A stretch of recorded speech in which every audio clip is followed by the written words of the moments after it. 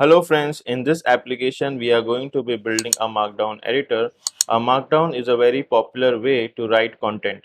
So this is the finished application. On the right side we can write Markdown, and on the right side we will convert it into HTML and see the output that our Markdown creates. So here we have one hashtag which is h1 tag in HTML.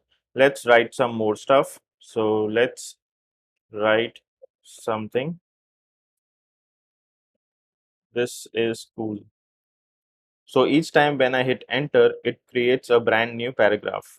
And for listing, I'll do dash space. This is a list. Okay. So as you can see, we have this ULLI here. And if you don't give space, as you can see, if I remove the space, it doesn't work. So space is required for listing. Then we have block quotes. So a greater sign. And here I'll say block quotes.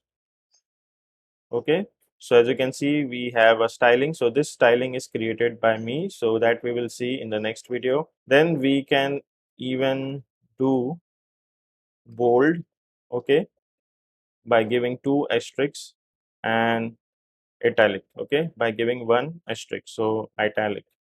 So this is bold and this is italic. So this is what we will start creating from our next video. So this is it for this video, and I'll see you in the next video.